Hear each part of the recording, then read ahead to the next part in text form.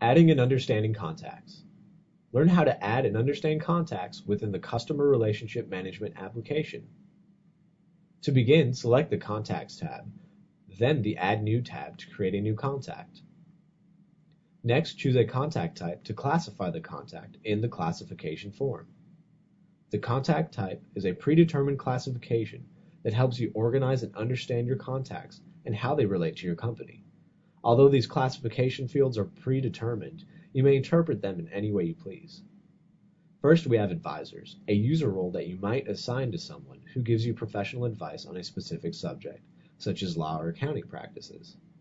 Next, we have competitors. This can be a contact that is considered to provide the same or similar products or services as your company. Then we have a customer. A customer can be defined as a person who purchases any products or services from your company. Next, we have distribution, which can be a contact that would be involved in distributing a product or service that works with or within your company. Then we have the employer-agent classification. This can be a person that is an employee or sales agent of your company. With this classification, you can assign tasks and other calls of action to a particular employee, such as a campaign, event, or task. Moving on, we have financing, which can be defined as a person that is either affiliated internally or externally with the company's financial functions. You can also classify a contact to be part of marketing. This can be defined as anyone that is associated with a process and strategy in marketing your product or service to your customers. Then we have other. This term can be used loosely to identify a general contact.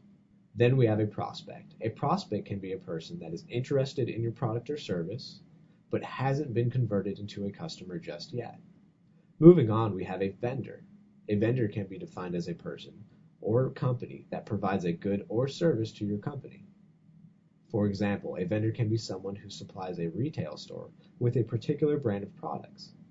Then you are asked to input business card information. Begin by adding all the relevant information that is associated with your contact.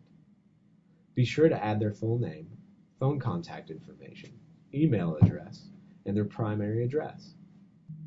You are then able to further classify your contact by choosing additional classification fields to help you identify your contact.